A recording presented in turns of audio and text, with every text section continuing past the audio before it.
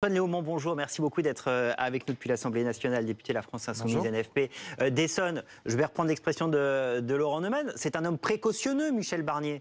Oui, il veut que son gouvernement soit autorisé à utiliser le 49.3 parce que c'est un gouvernement qui est très minoritaire, donc qui a des méthodes autoritaires par la force des choses.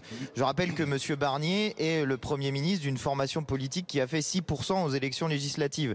Donc il est obligé d'imposer un budget dont les parlementaires ne veuillent pas. Et en réalité, ce qui se passe, c'est qu'il y a un certain nombre d'amendements qui d'ores et déjà sont adoptés et qui ne peuvent pas convenir à M. Barnier. Hier soir, à l'Assemblée nationale, à minuit, sur le fil quelque part, nous avons adopté un amendement qui était un amendement qui regroupait, figurez-vous, les Insoumis et le MoDem, par exemple, pour faire en sorte que les impôts supplémentaires qui sont prévus sur les ultra-riches de notre pays ne soient pas limités dans le temps, puisque le gouvernement veut demander des efforts à l'ensemble des Français. On ne comprend pas bien pourquoi les plus riches de notre pays devraient avoir des efforts qui sont simplement limités dans le temps. Ça n'a pas de sens. Pour tous les autres, c'est pas limité dans le temps, mais pour les riches, oui. Pourquoi cette inégalité? Eh bien, nous avons adopté cet amendement, mais on sait que le gouvernement de M. Barnier ne peut pas être d'accord avec ça. Est-ce que ce matin, ces explications, le fait que cette question du 49.3 arrive sur la table du Conseil des ministres, même si c'est par précaution, encore une fois, comme le disait Laurent Neumann, est pour vous le signal qu'au final, ça se terminera par un 49.3? C'est bien possible.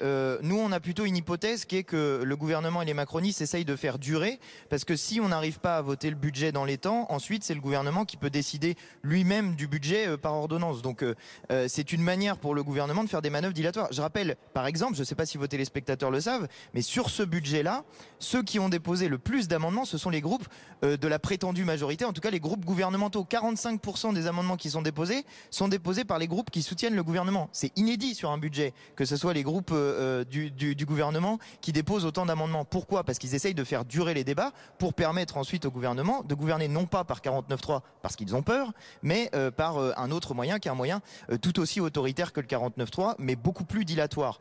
Et en réalité, la question qui est posée, elle est sur les députés du Rassemblement national. Parce que si ce gouvernement tient, ce n'est que à cause d'eux.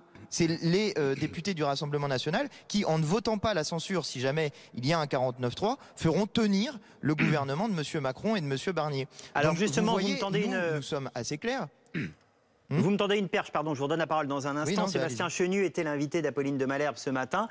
On va écouter ce qu'il disait de ce texte sur le 49.3 qui sera présenté en Conseil des ministres, débattu en Conseil des ministres ce matin.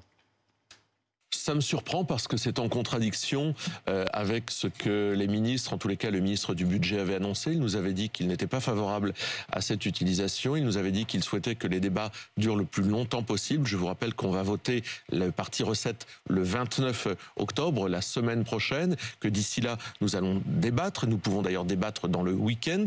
Donc nous pouvons, ce qu'on appelle, ouvrir des séances pour que les parlementaires fassent évoluer ce budget, s'opposent, contribuent par des amendements à le faire évoluer. Et là, patatras, Michel Barnier nous rappelle les pires heures des gouvernements Macron, Elisabeth Borne, Gabriel Attal, qui dégainaient le 49.3 à toute vitesse. On ne veut pas que le Parlement soit brutalisé.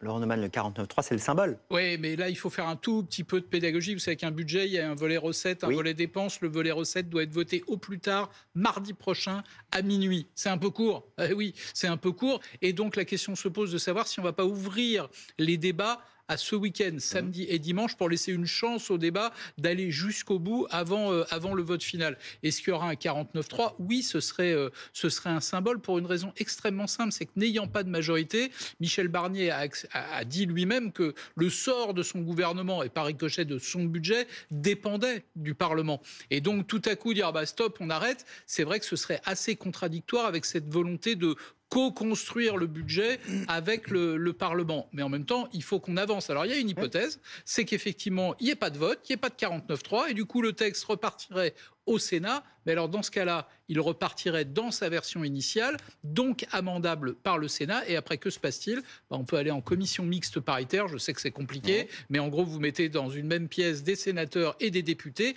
qui, à la fin, tranchent avant que le texte revienne à l'Assemblée. Mais en fait, au final, il y a une histoire, Antoine Léaumont, de calendrier. On n'a pas le temps du débat. Oui, mais je voudrais revenir sur un point quand même. C'est que Monsieur Chenu du Rassemblement National joue un jeu de dupes. Parce qu'en réalité, ce qui s'est passé en commission, c'est que le Rassemblement National a voté avec les macronistes et les républicains contre le budget qui avait été transformé par les amendements de l'ensemble des députés et qui permettait de récupérer les 60 milliards d'euros que le gouvernement essaie de récupérer sur les services publics en supprimant des professeurs, en détruisant l'hôpital public, qui permettait donc de récupérer ces 60 milliards d'euros sur les plus riches de notre pays, qu'il s'agisse des plus riches en tant que particuliers. On parle des gens qui gagnent par exemple plus de 500 000 euros par an, c'est quand même pas des gens qui sont à la rue et dans la pauvreté. Et puis sur les très grandes entreprises qui ont réalisé des super profits dans la période qui vient de s'écouler, compte tenu de l'augmentation des prix et du fait qu'au lieu que le gouvernement demande aux entreprises de baisser les prix, eh bien nous avons collectivement payé ces hausses des prix par des chèques divers et variés, chèques énergie, etc. Donc voilà, le gouvernement sur ce point-là, il dit à la télévision qu'il s'oppose, mais ce qu'il fait à l'Assemblée nationale, c'est qu'il co-gouverne avec M. Macron. Merci beaucoup Antoine Léaumont d'avoir été avec nous ce matin en direct dans Live BFM. On vous laisse retourner travailler à l'Assemblée nationale.